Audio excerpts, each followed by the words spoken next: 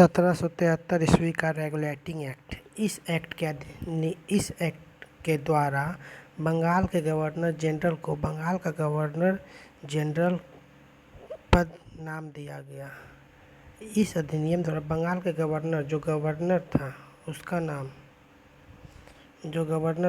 नाम governor general कर दिया गया तथा मुंबई एवं मद्रास के गवर्नर जनरल इसके अधीन किया गया। इस एक्ट के तहत बनने वाले प्रथम जनरल थे लॉर्ड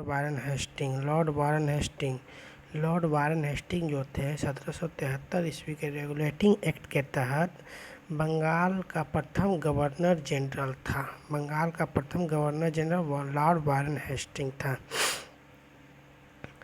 उसके बाद इसी अधिनियम के अंतर्गत 1774 ईस्वी में एक उच्चतम न्यायालय की स्थापना की गई जिसके मुख्य न्यायाधीश और 3 अन्य न्यायाधीश थे। इनके प्रथम मुख्य न्यायाधीश सर एजियारा टम्प थे। आगे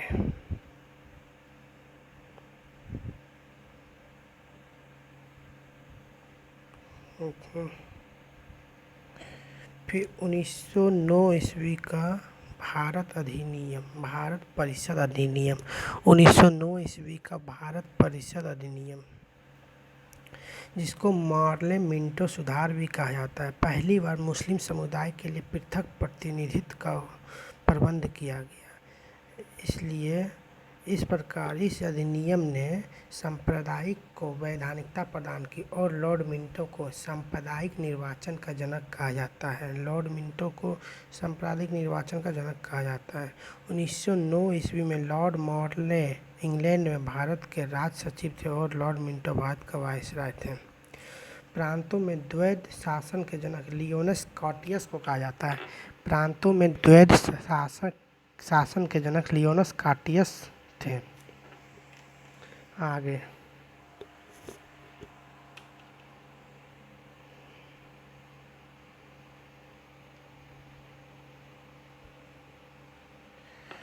1947 ईस्वी का भारत स्वतंत्रता अधिनियम। ब्रिटिश संसद में 4 जुलाई 1947 को भारतीय स्वतंत्रता अधिनियम प्रस्तावित किया गया। पूछेगा कि भारतीय स्वतंत्रता अधिनियम ब्रिटिश संसद में कब स्वीकृत किया गया, तो बोला जाएगा 4 जुलाई 1947 को। 4 जुलाई 1947 को। आगे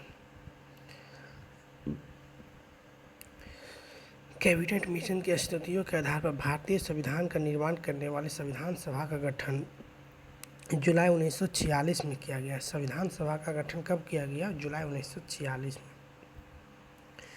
जुलाई 1946 में किया गया। किसका गठन? तो संविधान सभा का गठन 1946 में किया गया। इसके सदस्य थे Sir Stafford Cripps, Lord Pethick Lawrence और एबी अलेक्जेंडर। इसके सदस्य थे स्टीफर्ड क्रिप्स, पैथिक लॉरेंस और एबी अलेक्जेंडर। ठीक है, आगे बढ़ते हैं। हैदराबाद एक ऐसी देशी रियासत है जिसका प्रतिनिधित्व संविधान सभा में शामिल नहीं हुआ। तो ऐसा क्वेश्चन भी बहुत बार आया है कि वो कौन सा ऐसी देशी रियासत था जिसके प्रतिनिधि संविधान सभा में शामिल नहीं हुए। तो हैदराबाद ऐसी रियासत था जिसके प्रतिनिधित्व संविधान सभा में शामिल नहीं हुए। आगे संविधान सभा की प्रमुख समितियां एवं उनके सदस्य। संविधान सभा की प्रमुख सदस्य एवं सदस्य। संचालन तो हम लोग जानते हैं कि संचालन कौन थे? डॉक्टर राजेंद्र प्रसाद। संघ वाला जहाँ भी बात आ जाएगा वहाँ पंडित जवाहरलाल नेहरू होगा। संघीय संविधान समिति पंडित जवाहरलाल नेहरू। प्रांत को एक एक कौन किया? सभी प्रांत को एक एक किया प्रांतीय संविधान समिति सरदार वल्लभ भाई पटेल। सभी प्रांत को एक कौन किया? सरदार वल्लभ भाई पटेल। तो प्रांतीय संविधान समिति के हो गए सरदार वल्लभ भाई पटेल। आगे प्रारूप। रूप किसका अलग था इसमें? तो भीमराव अंबेडकर का प्रारूप समिति के सदस्य कौन थे? डॉक्टर भीमराव अंबेडकर।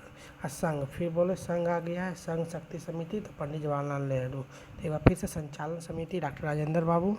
संघीय संविधान समिति संघ आ गया है तो पंडित जवाहरलाल नेहरू। प्रांतीय संविधान समिति प्रांत आ गया है तो सरदार वल्लभ भाई पटेल। प्रारूप तो हो गया भीमराव अंबेडकर।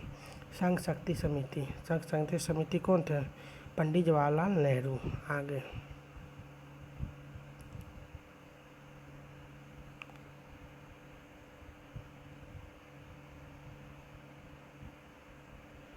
आगे है कि संविधान सभा के सदस्यों में अनुसूचित जनजाति के सदस्यों की संख्या कितनी थी? प्रारंभ में 33। संविधान सभा के सदस्यों में अनुसूचित जनजाति के सदस्यों की संख्या कितनी थी? 33 थे। ठीक है, आगे और पूछा जाए संविधान सभा के सदस्यों में अनुसूचित जनजाति के सदस्यों की संख्या कितनी थी? 33। संविधान सभा में महिला सदस्यों की संख्या कितनी थी? 15। संविधान सभा में महिला सदस्यों की संख्या कितनी थी? 15। 11 दिसंबर 1946 को डॉक्टर राजेंद्र प्रसाद संविधान सभा के अस्थायी अध्यक्ष निर्वाचित हुए। 11 दिसंबर 1946 को डॉक्टर राजेंद्र प्रसाद संविधान सभा के अस्थायी अध्यक्ष निर्वाचित हुए। ऐसा क्वेश्चन बहुत बार पूछा है कि संविधान सभा के अस्थायी अध्यक्ष कौन थे? अस्थायी अध्यक्ष कौन थे? तो डॉक्टर राजेंद्र बाबू, डॉक्टर राजेंद्र प्रसाद संविधान सभा के अस्थायी अध्यक्ष थे। आगे इसमें कोई इम्पोर्टेंट नहीं है। संविधान सभा में अंबेडकर का पहली बार निर्वाचन बंगाल से तथा देश का बंटवारा के बाद उनका निर्वाचन बॉम्बे से हुआ। बहुत वेरी इंपॉर्टेंट क्वेश्चन है कि संविधान सभा में पहली बार अंबेडकर बाबू का निर्वाचन जो चुनाव हुआ वो बंगाल से हुआ, लेकिन जब बंटवारा हो गया तो बॉम्बे से उनका निर्वाचन हुआ। आगे जवाहरलाल नेहरू कैबिनेट मिशन 1945 के प्रस्ताव पर गठित अंतरिम मंत्रिमंडल। तो स्वतंत्रता के पहले देखिए मंत्रिमंडल क्या क्या था। जवाहरलाल नेहरू थे कार्यकारी परिषद उपाध्यक्ष, विदेशी मामले और राष्ट्रमंडल। विदेशी मामले के थे डॉक्टर जवाहरलाल नेहरू। विदेशी मामले के कौन थे? जवाहरलाल नेहरू। आगे है गिरी और सूचना कौन हो गया? वल्लभ भाई पटेल। वही हो गया गिरी, सबको एक जगह किया, घर को एक जगह समेटा कौन? सरदार वल्लभ भाई पटेल। बलदेव सिंह, बल है तो रक्षा करेगा, बल जिसके पास रहेगा वो रक्षा करेगा, तो बलदेव सिंह रक्षा मंत्री। राजेंद्र प्रसाद खाद्य एवं कृषि मंत्री और आसफ अली जो हो गया रेलवे मंत्रालय। जगजीवन राम श्रम मंत्रालय। ये बात है इम्पोर्टेंट है, यही हो गया।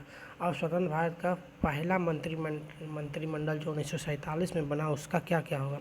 तो देखिए जवाहरलाल नेहरू जब प्रधानमंत्री थे और राष्ट्रमंडल और विदेशी मामलों में जो हस्तक्षेप करते हैं वो हो गए। तो जवाहरलाल नेहरू हो गए कौन? प्रधानमंत्री हो गए, राष्ट्रमंडल के हो गए और विदेशी मामले के हो गए। ठीक है। सरदार वल्लभ भाई पटेल इसमें गृह मंत्रालय उसको मिला और सूचना और प्रसारण मंत्रालय। मेन इसमें सरदार वल्लभ भाई पटेल को क्या मंत्रालय मिला? गृह मंत्रालय।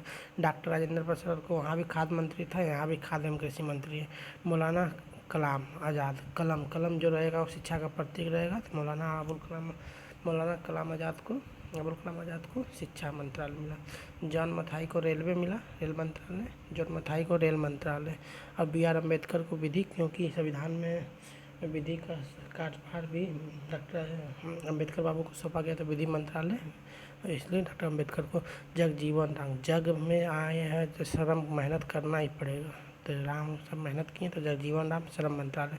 सरदार बलदेव सिंह रक्षा मंत्रालय, रक्षा मंत्रालय। आगे संविधान सभा को बनाने में कुल लगे 2 वर्ष 11 महीना 18 दिन। संविधान सभा की प्रक्रिया में कुल समय लगे 2 वर्ष 11 महीना 18 दिन। संविधान सभा को बनाने में लगे 2 वर्ष 11 महीना 18 दिन। ठीक है। और इस पर कुल 114 दिन बहस हुआ था। ठीक है। संविधान सभा के प्रारूप जो थे, प्रारूप समिति के थे डॉक्टर भीमराव अंबेडकर, और इसके जो बहस हुआ 114 दिन हुआ।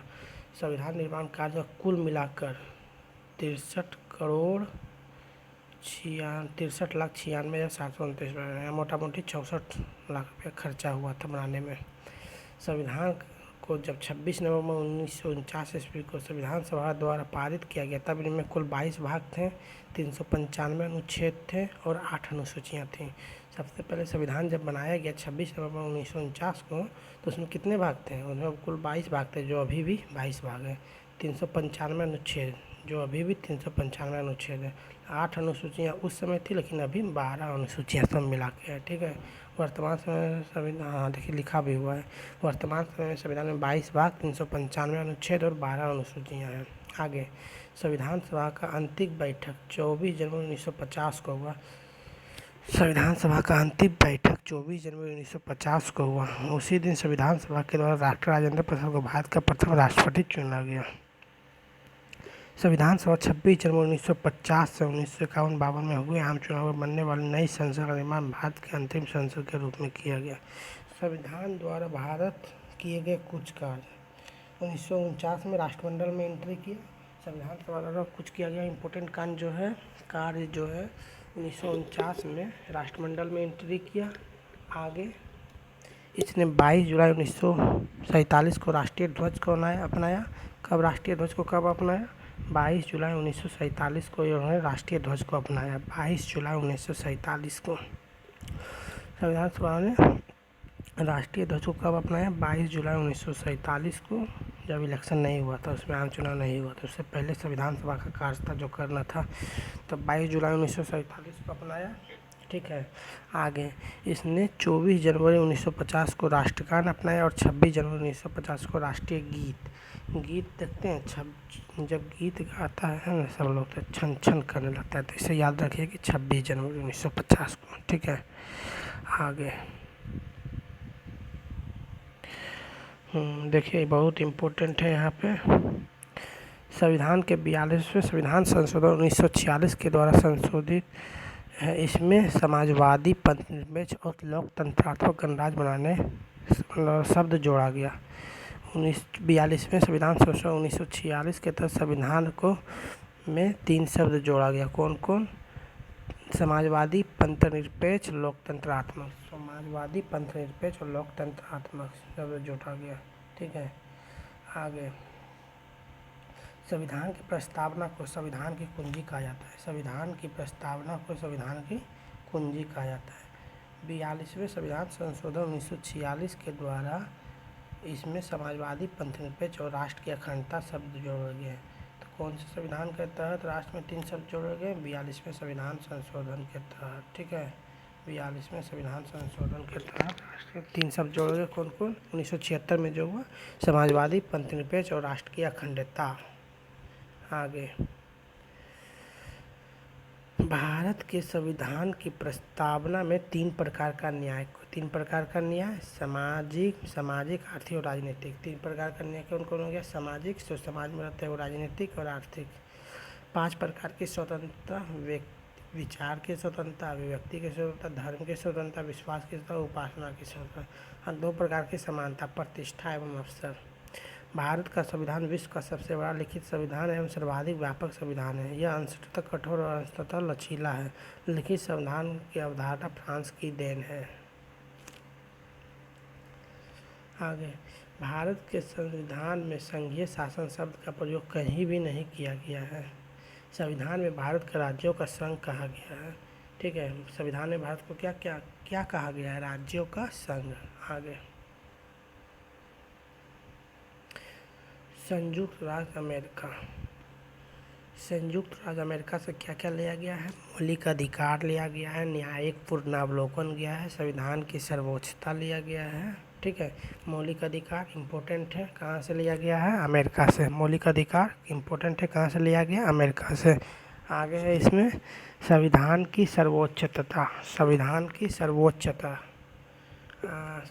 सर्वोच्चता, निर्वाचित राष्ट्रपति भी वहीं निर्वाचन होता है, तो इसलिए राष्ट्रपति का निर्वाचन भी वहीं से लिया गया है। और उस पर महाभियोग, उपराष्ट्रपति भी वहीं पर होता है और राष्ट्रपति उपराष्ट्रपति वहीं पर होता है, इसलिए वहीं से लिया गया है।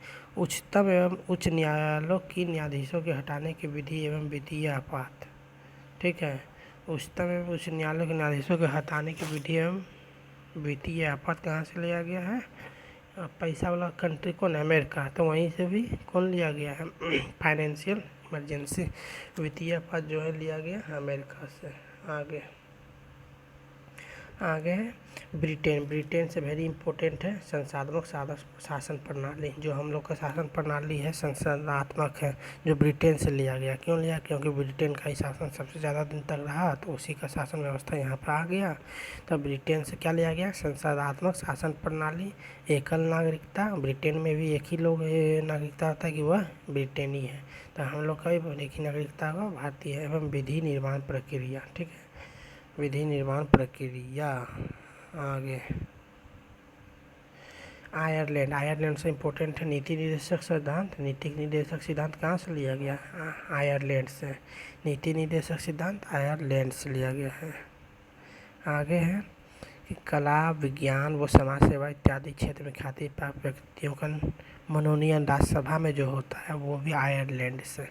आयरलैंड से वही हो गया कि जो राज्यसभा में राष्ट्रपति द्वारा जो कला, विज्ञान, समाज सेवा आदि में ख्याति प्राप्त व्यक्ति होता है उसका मनोनयन जो होता है आयरलैंड से लिया गया है। आगे ऑस्ट्रेलिया। प्रस्तावना की भाषा, समवर्ती सूची का प्रावधान। ऑस्ट्रेलिया से जो लिया गया है प्रस्तावना की भाषा, समवर्ती सूची का प्रावधान, केंद्र एवं राज्यों के बीच संबंध।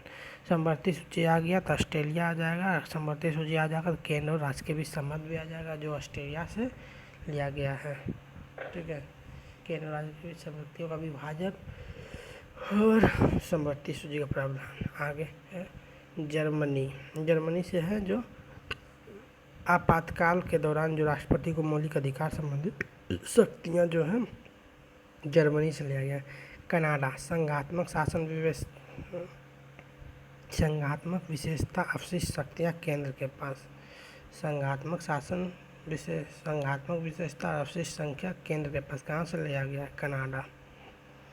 आगे है दक्षिण अफ्रीका। संविधान संशोधन। संविधान संशोधन की प्रक्रिया कहाँ से ले गया है? दक्षिण अफ्रीका। आगे रूस। तो रूस तो मौलिक कर्तव्यों का प्रावधान कहाँ से लिया गया? मौलिक कर्तव्य रूस।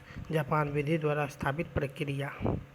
भारतीय संविधान के अनेक देशीय विदेशी स्रोत, लेकिन भारतीय संविधान पर सबसे अधिक प्रभाव भारतीय शासन अधिनियम 1935 का है। भारतीय संविधान पर सबसे अधिक प्रभाव जो है भारतीय संविधान 1935 का है। ठीक है, आगे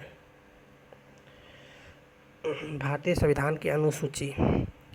इसमें भारतीय संघ के घटक राज्यों जो 28 राज्य है और 8 केंद्र शासित प्रदेश के हैं, इसके बारे में उल्लेख किया गया। प्रथम अनुसूची जो है, प्रथम अनुसूची में भारत के राज्यों एवं केंद्र शासित प्रदेश के बारे में बताया गया है। आगे दिल्ली को 69वें संविधान संशोधन के तहत राष्ट्रीय राजधानी क्षेत्र का दर्जा दिया गया है। दिल्ली को 69वें संविधान संशोधन के तहत राष्ट्रीय राजधानी क्षेत्र का दर्जा दिया गया है। द्वितीय अनुसूची। द्वितीय अनुसूची में जो है राष्ट्रपति, राज्यपाल, लोकसभा अध्यक्ष, राज्यसभा आदि सबको जो पेंशन भत्ता मिलता है, जो पेंशन भत्ता सीधा समझिए कि द्वितीय अनुसूची के तहत मिलता है। द्वितीय अनुसूची में क्या है? तो पेंशन और भत्ता राष्ट्रपति, उपराष्ट्रपति, अध्यक्ष, उपाध्यक्ष, लोकसभा का जो होता है वो सबके मिलता है। द्वितीय अनुसूची के तहत सबको पैसा भत्ता मिलता है, महीना पैसा वेतन। तृतीय 3 हो गया। 3 का हो जाएगा शपथ हो जाएगा। शपथ में देखिए 3 लक्षण होता है, शपथ होता है। तृतीय अनुसूची में जो मंत्रीगण होते हैं उसके मंत्री, उच्चतम न्यायालय और न्यायाधीशों का शपथ। आगे चौथी अनुसूची। चौथी अनुसूची में जो होता है राज्यसभा का विवरण है। राज्य एवं संघीय क्षेत्रों में जो राज्यसभा का कितना सीट कहाँ होगा वो चौथी अनुसूची में। राज्यसभा। राज्यसभा में देखिए 4 अक्षर है, वाक जो शोभा। राज्यसभा चौथी अनुसूची। 5वीं अनुसूची में जो है अनुसूचित जनजाति SC ST। 5 देखिए एस के जैसा ऐसे भी होता है। 5 जो होता है एस के जैसा होता है, याद करने का ट्रिक हो गया। 5वीं अनुसूची। 5वीं अनुसूची देखिए एस के जैसा होता है, तो SC ST के सीटों का बंटवारा जो है 5वीं अनुसूची में किया गया है। ठीक है, आगे छठी अनुसूची। इसमें जो है असम, मेघालय, मिजोरम में जनजातीय क्षेत्रों के बारे में लिखा गया है। ठीक है, छठी अनुसूची में इसमें असम, मेघालय, त्रिपुरा, मिजोरम के जनजातीय क्षेत्रों के प्रशासन के बारे में लिखा गया है। आगे सातवीं अनुसूची में है केंद्र एवं राज्यों के बीच शक्तियों का बंटवारा, केंद्र राज्यों के बीच शक्तियों का बंटवारा। ठीक है, सातवीं अनुसूची में केंद्र राज्यों के बीच शक्तियों का बंटवारा। और इसमें सातवीं सूची में तीन के अंतर्गत तीन सूची है, तीन सूचियाँ हैं, संघ सूची, राष्ट्र सूची और समवर्ती सूची। संघ सूची, राष्ट्र सूची और समवर्ती सूची। संघ सूची इसमें जो होता है, संघ सूची में 97 विषय हैं। हम लोग को मेन इम्पोर्टेंट है कि वर्तमान में इसमें 100 विषय हैं, तो इसको ऐसे याद रखिए कि संघ सूची 197। संघ सूची में कितने हैं? प्रारंभ में 100 थे, अभी वर्तमान प्रारंभ में 97 विषय थे। सही है। संघ सूची को याद रखना है कि 197। तो इसमें याद रखना प्रारंभ में 97 विषय थे और वर्तमान में 100 विषय है। ठीक है, तो इसको ऐसे देखिए कि संघ सूची में 197 विषय है। संघ सूची में कितने विषय हैं? 197 विषय। तो प्रारंभ में 97 विषय थे, अभी वर्तमान में 100 विषय हैं। ठीक है, तो संघ सूची में टोटल कितने विषय? 197। याद करने का ट्रिक हो गया, एक साथ याद रखिए 197। प्रारंभ में 97 और वर्तमान में उसी में 3 और ऐड कर दिया गया है, सब मिला के 100 हो गया है। ठीक है, आगे राज्य सूची, आगे है राज्य सूची। संघ सूची में जो मामले हैं हम लोग याद कर लेते हैं पहले। देखिए, जो रक्षा देश की रक्षा वाला बात हो गया संघ सूची में। विदेश वाला कौन देश हमारे साथ व्यापार करेगा, क्या करेंगे, कोई क्या चीज़ किस देश से खरीदेंगे, ये सब मामला जो विदेश मंत्रालय के अंतर्गत संघ सूची में केंद्र के पास है। ठीक है, तो संघ सूची में और क्या हो गया? रक्षा का हो गया, विदेशी हो गया, युद्ध और शांति, किससे युद्ध करना है, किसके साथ शांति समझौता करना है, ये सब मामला सब भी हो गया संघ सूची। और रेल भी जानते हैं सेंटर का होता है तो संघ सूची। डाक भी जानते हैं कि हर जगह सेंटर का होता है तो संघ सूची। तार, बैंकिंग, परमाणु शक्ति, तार नहीं मालूम है। मुद्रा बैंकिंग, जो पैसा उसा का कारोबार होता है, पैसा छपाएगा ना छपाएगा, सभी सब केंद्र का नियम है। परमाणु शक्ति, कब परमाणु विस्फोट होगा, परमाणु परीक्षण कब होगा, कोई राज्य नहीं करता, कोई राज्य का इसमें हस्तक्षेप नहीं होता है, जो करता है केंद्र करता है। तो इसमें हो गया रक्षा हो गए हैं, विदेशी मामले हो गए, युद्ध एवं शांति हो गए हैं, रेल मंत्र हो गए हैं, और पैसा का मामला हो गया कि छापना है कि नहीं छापना है, और हो गया परमाणु शक्ति।